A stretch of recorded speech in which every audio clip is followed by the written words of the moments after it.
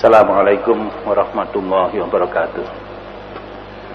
Bismillahirrahmanirrahim. Alhamdulillah.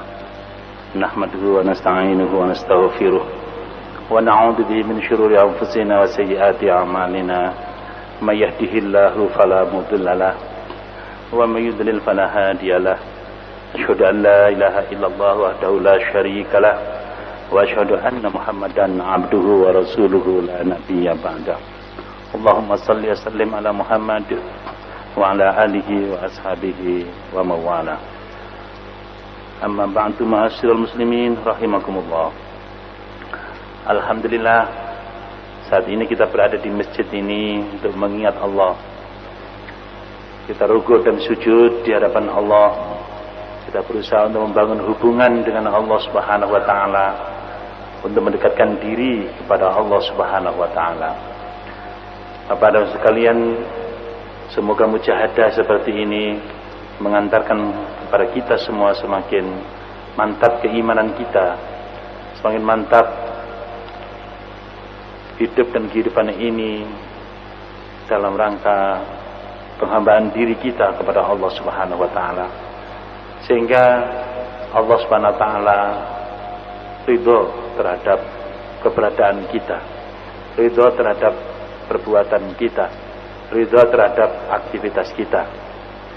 Kalau Allah sudah ridha terhadap hidup dan kehidupan kita ini, maka hati kita pasti senang, hati kita pasti bahagia. Saya menggenggam hati kita ini adalah Allah yang memberikan karunia bahagia, dan tidak dalam hati kita ini adalah Allah. Jika Allah ridha, maka kita pasti bahagia.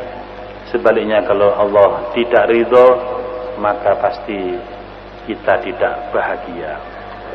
Bapak dan sekalian, karena Islam ini adalah agama yang membawa dan mengantarkan kita ini hidup bahagia, baik di dunia ini maupun kelak.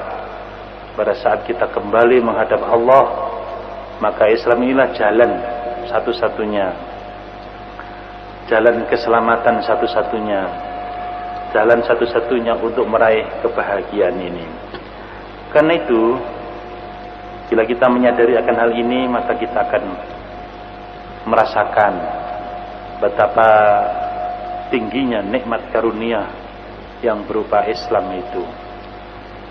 Dan tidak ada duanya nikmat karunia Islam ini.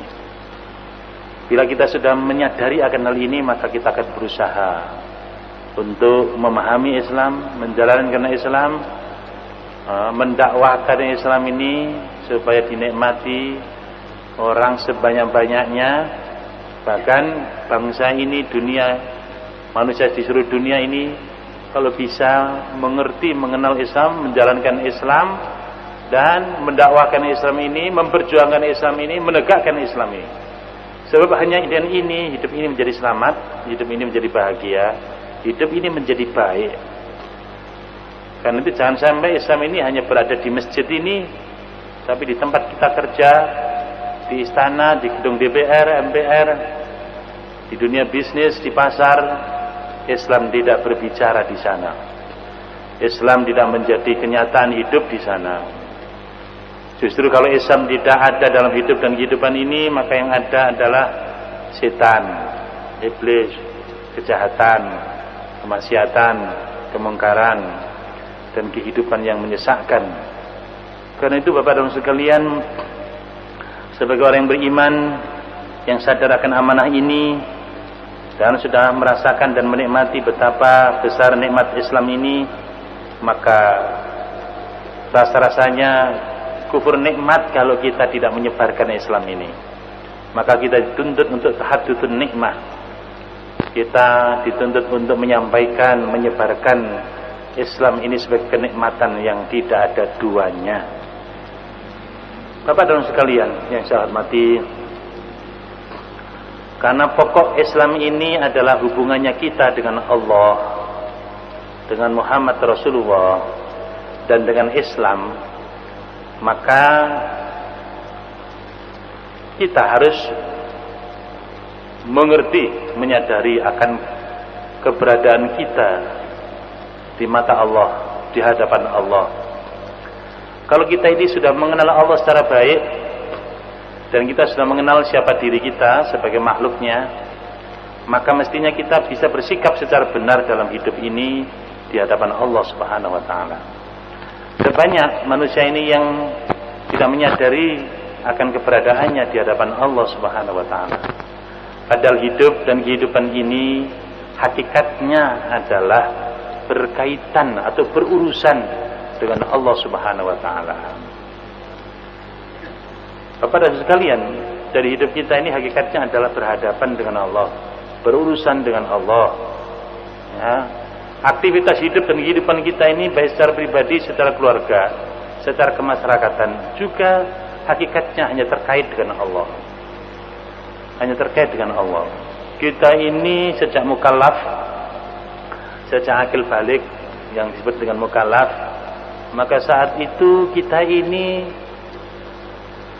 mendapatkan taklif, beban tanggung jawab ini yang setiap detik kita ini dinilai oleh Allah SWT, dilihat, dinilai oleh Allah SWT. Karena itu memang hakikat hidup ini adalah urusannya dengan Allah. Dan inilah sebenarnya urusan Islam itu. Ya, urusan Islam itu adalah urusan kita dengan Allah Subhanahu wa taala. Karena kalau kita sudah memahami siapa kita dan siapa Allah, dan kita menyadari bahwa kita ini adalah makhluk ciptaan Allah, selanjutnya kita ini dipercaya oleh Allah untuk memikul amanahnya dalam hidup ini, dan satu-satunya amanah itu adalah Islam, maka Bapak dan saudara sekalian, mestinya seluruh sumber daya yang ada, seluruh potensi yang ada ini kita arahkan untuk bagaimana amanah Allah itu bisa dijalankan, bisa dilaksanakan dengan sebaik-baiknya.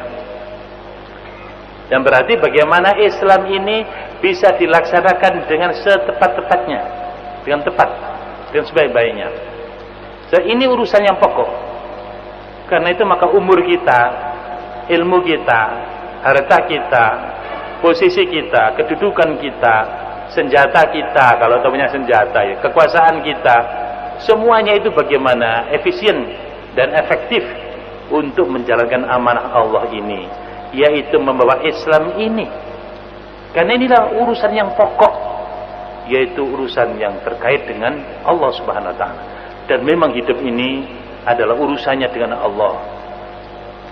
Karena itu kita nanti akan kembali kepada Allah dan kita akan mempertanggungjawabkan hidup ini kepada Allah. Saya memang hidup ini adalah urusan Allah, bukan urusan apa? Kita.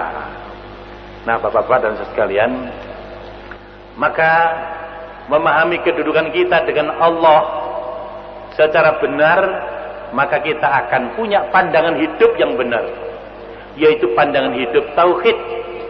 Yang lalu sudah disampaikan, yaitu ada tauhid rububiyah, tauhid uluhiyah, dan tauhidul asma wa sifat. Bahwa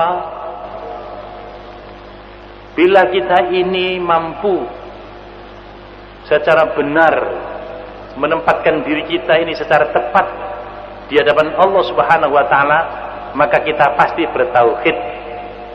Karena itu tauhid ini merupakan fitrah bagi manusia ini. Kalau manusia itu masih normal, pikirannya normal, hatinya normal, perasaannya normal, pertimbangannya normal, maka pasti dia memiliki pandangan hidup dengan pandangan tauhid, yaitu hidup ini hanya dalam rangka untuk beribadah kepada Allah Subhanahu wa taala. Beribadah kepada Allah, contoh satu-satunya adalah Muhammad Rasulullah SAW, yaitu bagaimana Islam ini menjadi satu-satunya agama yang harus ditegakkan dalam hidup dan kehidupan ini. Karena memang Islam itulah maksud kehendak yang diinginkan, yang dikehendaki oleh Allah atas makhluknya manusia ini. Karena itu Bapak dan sekalian yang kami hormati, kalau kita ini tidak membawa Islam ini dalam hidup dan kehidupan ini, tidak menjalankan Islam, tidak mendakwakan Islam, tidak memperjuangkan Islam, maka sungguh kerugian yang tidak dapat dipertanggungjawabkan. Sayang kalau kita jadi presiden, kita tidak bawa Islam ini lewat kekuasaan kita. Sayang kalau kita ini jadi jenderal, jadi panglima perang, kita tidak memenangkan Islam ini. Sayang kalau kita menjadi konglomerat, menjadi pengusaha sukses, ya, dengan harta dan kekayaan yang ada itu tidak dalam rangka memenangkan, memajukan Islam ini. Sayang kalau kita ini jadi guru, pengurus yayasan, pengurus ormas, tarpol, hidup kita tidak membawa Islam ini. Tapi inilah kunci kebaikan. Kunci kebaikan dalam hidup dan kunci keridhaan Allah. Kalau Allah sudah ridho, sudahlah Bapak sekalian, kehidupan ini pasti baik. Tapi kalau Allah tidak ridho, pasti kemurkaan Allah akan datang bertubi-tubi dalam kehidupan ini. Ya, kalau Allah sudah murka, ini ada saja musibah, ada saja bencana, ada saja malapetaka, banyak kemudaratan yang meliputi hidup dan kehidupan kita ini. Nah, hanya orang-orang yang bertauhid, orang-orang yang secara besar, secara makro terlepas dari kezaliman. Nah, ya. Kalau orang itu sudah syirik, Pak, maka itu kezaliman yang besar. Sebagaimana Allah berfirman yang dikatakan oleh Luqman kepada anaknya dan ditetapkan sebagai firman Allah, wa idh qala Luqman li ibnihi wa huwa ya'iduhu ya bunayya la tusyrik billah innasyirka la dzulmun 'adzim. Wahai anakku, jangan kamu mempersekutukan Allah, karena syirik itu, mempersekutukan Allah itu la dzulmun 'adzim, sungguh merupakan kezaliman yang besar. Bapak-bapak sekalian yang berbahagia, jadi kalau kita ini musyrik, kalau kita ini melakukan syirik, baik hati kita, ucapan kita maupun perbuatan hidup kita ini mempersekutukan Allah, baik secara rububiyah, secara uluhiyah, secara al-asma wa sifat, maka itu adalah kezaliman yang tidak mungkin diampuni oleh Allah SWT. Karena itu adalah kezaliman yang besar. Jadi kalau kita tidak bisa menempatkan Allah pada tempatnya, yaitu sebagai Tuhan satu-satunya yang berhak diabdi dalam hidup ini, maka itu adalah kezaliman. Ya, kalau masih ada selain Allah yang harus diabdi bersama Allah, itu kezaliman. Kalau masih ada hukum selain Allah yang sama bahkan lebih tinggi daripada hukum Allah, itu adalah kezaliman. Kalau masih ada aturan hidup yang lebih baik daripada aturan Allah dan Rasulnya, bahkan dianggap lebih tinggi, dan hukum Allah, syariat Allah, Quran dan Sunnah dicampakkan, maka itu kezaliman yang tidak bisa diterima oleh akal sehat dan dikatakan kezaliman besar, kemusyrikan yang tidak mungkin Allah mengampuni dosa syirik, dan semua perbuatan kita menjadi sia-sia, terhapus, tidak ada artinya. Karena itu Bapak dan Saudara yang kami hormati, mengenal Allah, mengenal diri dan bersikap, ya, baik perilaku hati, sikap ucapan, perbuatan yang benar sebagai sosok yang bertauhid, itu sangat penting. Dan ini adalah merupakan hal yang sangat pokok yang dikatakan usul dalam kehidupan beragama ini. Orang yang sudah mengenal Allah dengan baik tidak mungkin main-main dengan Allah, tidak mungkin main-main dengan hukum Allah, tidak mungkin main-main dengan syariat Allah, tidak mungkin main-main dengan ajaran Allah, tidak mungkin main-main dengan Islam ini, tidak mungkin main-main dengan kekasih Allah, para nabi dan rasul, orang-orang yang beriman, kekasih Allah itu semua, dan para sahabat-sahabat Nabi, as-sabiqun al-awwalun minal muhajirin wal ansar walladzina tabauhum bi ihsan. Tidak akan main-main kita dengan mereka. Kita akan memberikan loyalitas, kecintaan yang baik kepada mereka, apalagi kepada Allah, kepada Rasulnya. Bapak dan sekalian yang kami hormati, ini semua adalah persoalan menempatkan sesuatu pada tempatnya. Dan betapa banyak manusia yang tidak mampu menempatkan Allah pada tempatnya, yaitu sebagai Tuhan yang satu-satunya berhak diabdi dalam hidup dan kehidupan ini, dan tidak ada Tuhan yang lain selain Allah yang berhak untuk diabdi di dalam hidup ini. Maka Bapak dan sekalian yang berbahagia,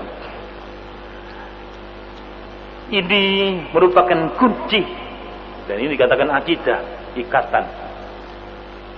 Bukan al-urwatul wuthqa, tali yang sangat kuat dalam fisau malaha, yang tidak boleh putus. Karena jangan sampai kita ini tidak paham dengan hal ini, sehingga kita sudah melakukan penyimpangan dan inhiraf. Dari penyimpangan kita tidak sadar, karena tidak memiliki ilmu tentang hal ini, sehingga sudah menyimpang, sudah melakukan syirik, dianggap biasa-biasa saja. Balas syirik ini adalah dosa besar yang tidak diampuni oleh Allah Subhanahu wa taala. Innallaha la yaghfiru an yushraka bihi wa yaghfiru ma duna dzalika liman yasha. Sesungguhnya Allah tidak mengampuni apabila dia dipersekutukan dengan yang lain, tetapi Allah mengampuni dosa selain syirik itu. Nah, ini Bapak dan sekalian, penting sekali untuk kita pahami, kita mengerti, agar kita menjadi hamba Allah yang ikhlas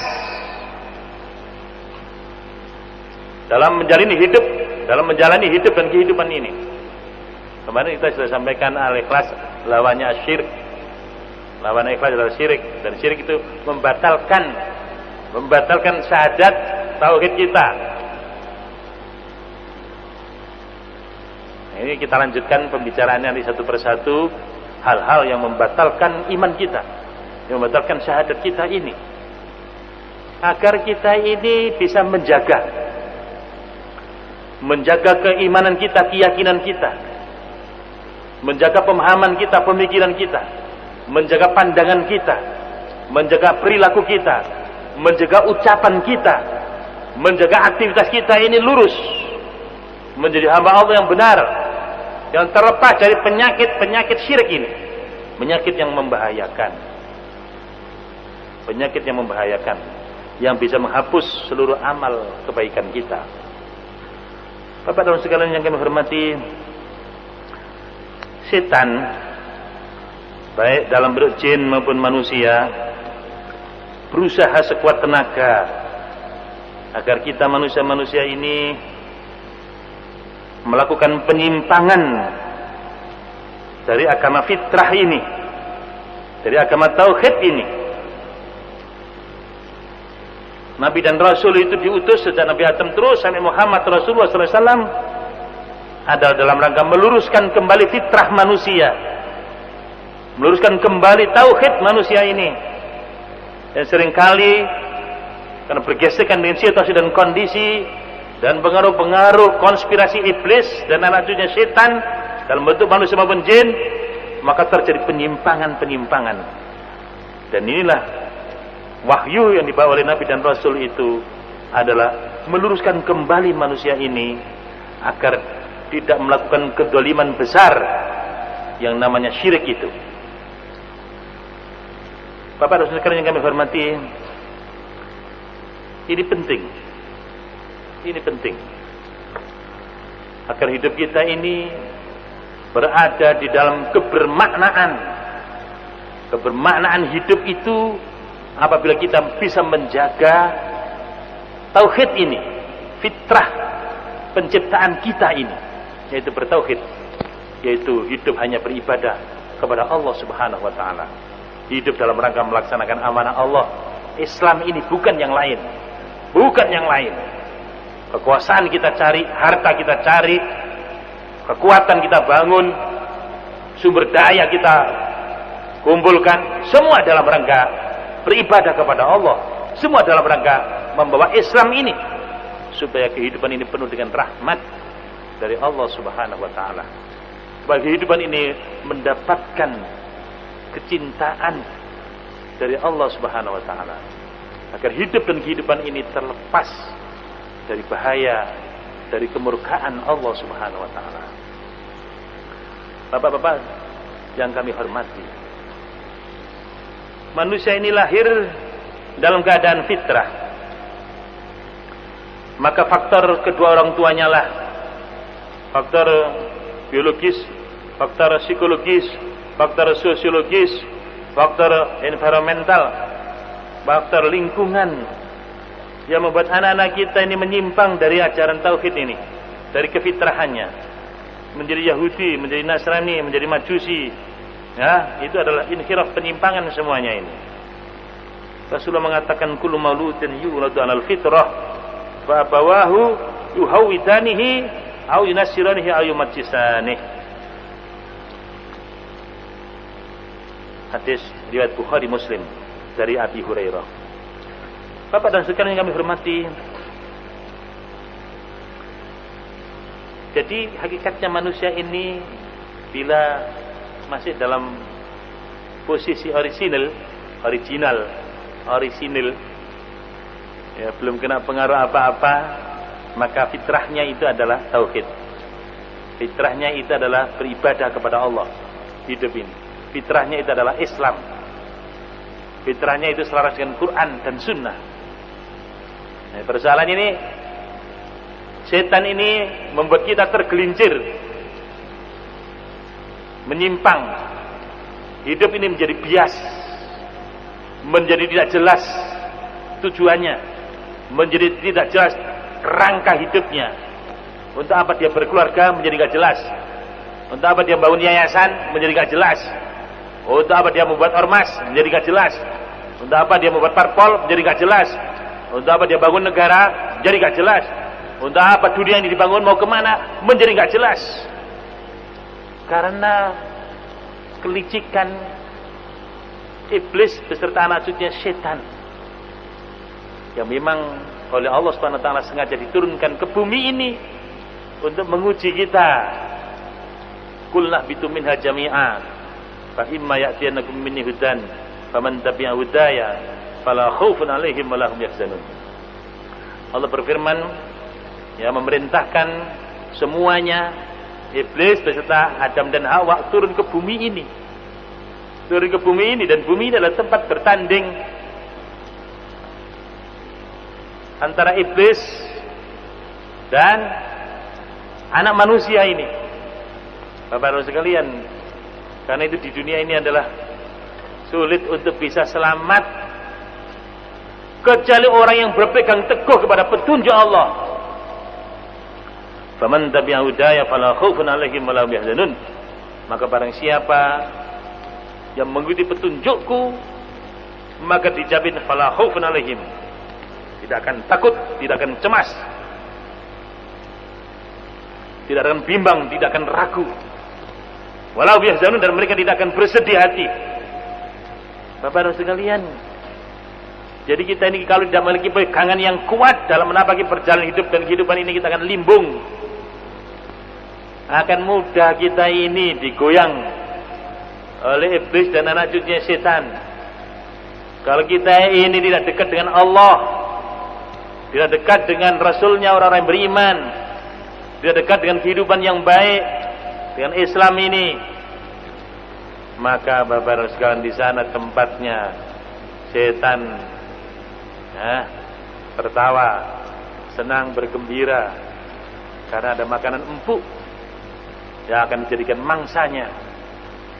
Jangan jadi mangsanya. Tidak ada pilihan lain kecuali kita mendekat kepada Allah, berlindung kepada Allah, berpegang teguh kepada kitabullah ini, berpegang teguh kepada al-urwatul wuthqa lam fisamalah itu, menjadi generasi beriman, mengikuti petunjuk Allah ini.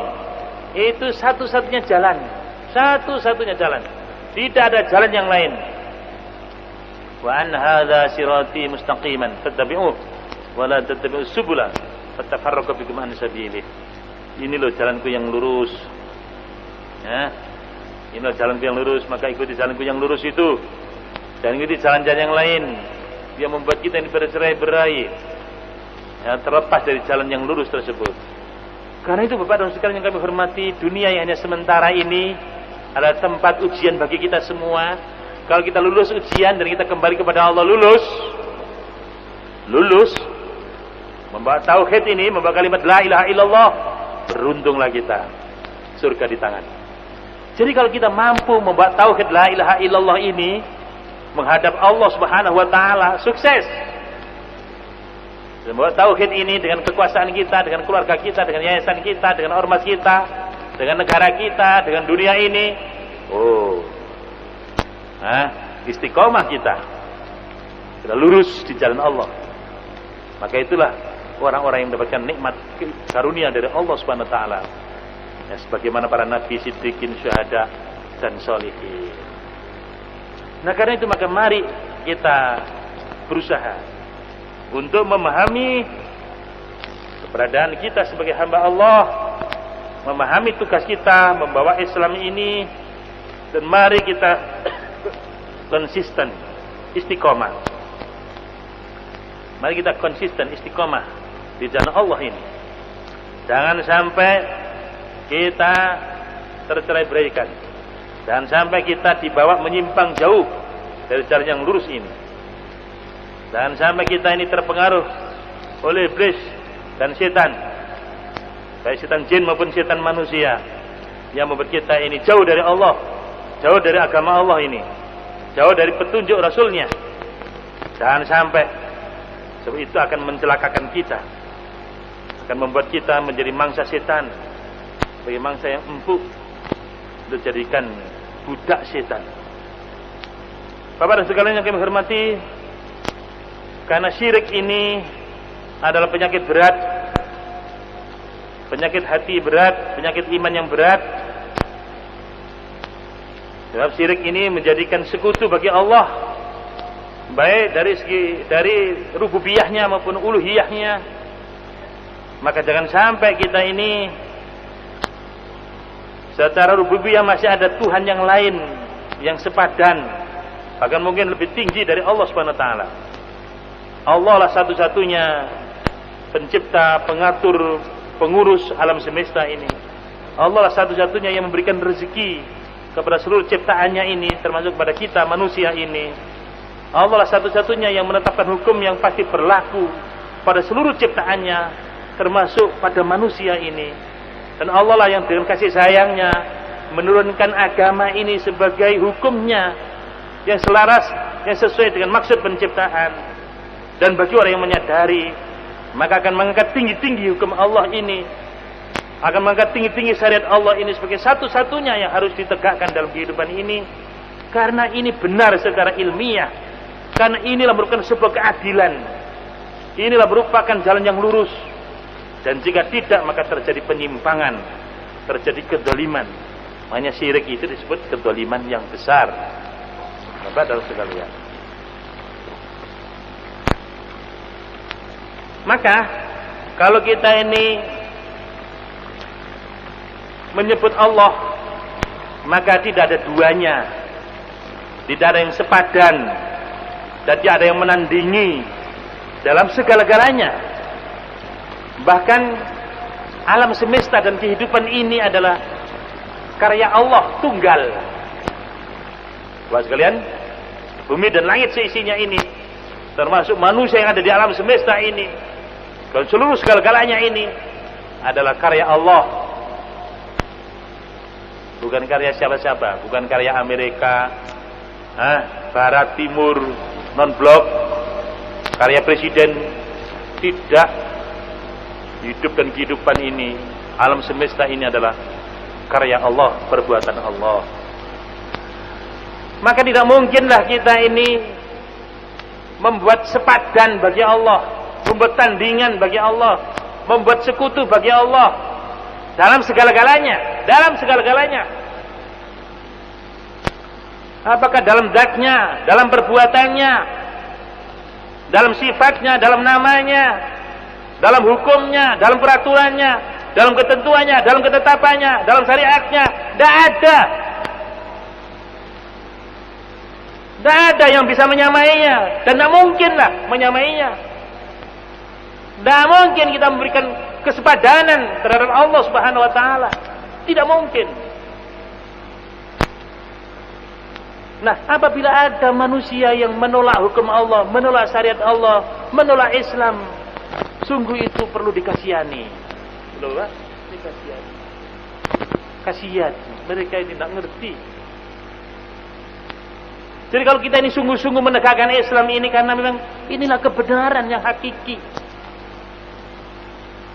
Kalau kita ingin menegakkan tauhid ini karena inilah fitrah manusia. Maksud penciptaan manusianya ini, Islam ini bukan yang lain.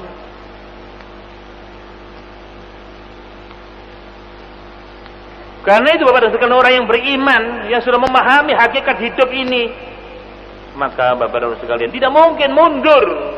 Apapun rintangan, apapun tantangan.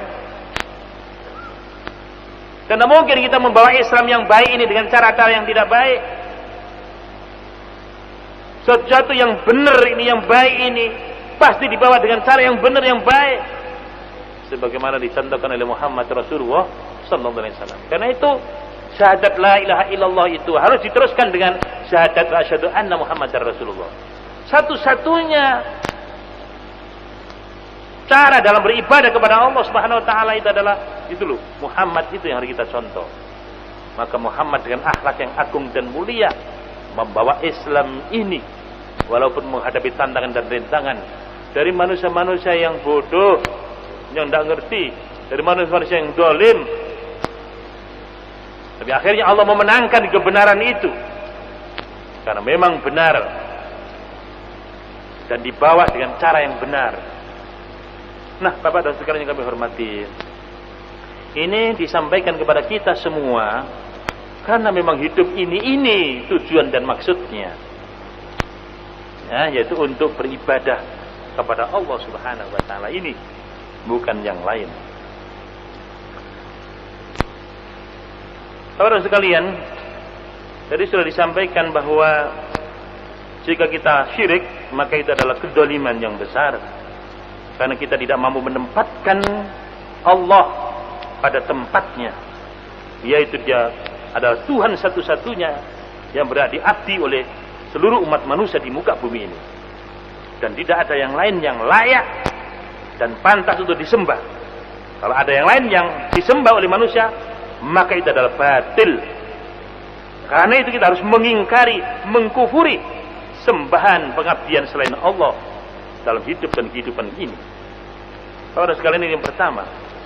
Kemudian yang kedua tadi sudah disampaikan bahwa Allah Subhanahu wa taala telah mengabarkan kepada kita semua bahwa Allah tidak akan mengampuni dosa syirik itu. Ya, apalagi tidak mau bertobat terhadap kesyirikan yang dilakukan.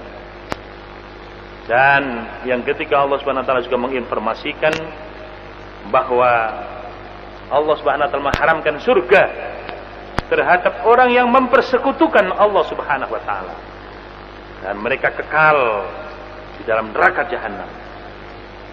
Innahu may yusyrik billahi faqad harramallahu alaihi al-jannah wa ma'wahun nar wa ma lidh-dhalimin min ansor. Sesungguhnya barang siapa yang mempersekutukan Allah, maka sungguh Allah telah mengharamkan atasnya surga, dan tempat tinggalnya kelak adalah neraka, dan tidak ada seorang penolong pun bagi orang-orang yang zalim seperti itu. Bapak dan sekalian yang kami hormati, karena itu jangan sampai penyakit syirik ini menghinggapi kita. Karena itu perlu kehati-hatian, kewaspadaan. Dan untuk bisa hati-hati dan waspada ini, maka kita perlu punya ilmunya, sehingga kita memiliki kesadaran yang tinggi. Apakah hidup kita ini masih lurus ataukah kita sudah menyimpang? Karena syirik itu seperti apa? Semut hitam berjalan di batu hitam di malam yang gelap gulita. Maka kalau kita tidak memiliki ilmu dan kesadaran yang baik tentang iman ini, tentang akidah ini, tentang ilmu tentang syirik ini, maka bisa jadi kita sudah terperosok ke dalam syirik, tapi kita tidak mengetahui dan menyadarinya. Semoga kita yang hadir ini terlepas dari penyakit syirik, ya, sehingga terjaga iman kita kepada Allah SWT, dan selanjutnya amal kita ini diterima oleh Allah Subhanahu wa taala. Demikian, mari kita sudahi dengan doa kafaratul majelis. Subhanakallahumma wa bihamdika Asyhadu an la ilaha illa anta astaghfiruka wa atubu ilaik. Walhamdulillahirabbil alamin. Wassalamualaikum warahmatullahi wabarakatuh.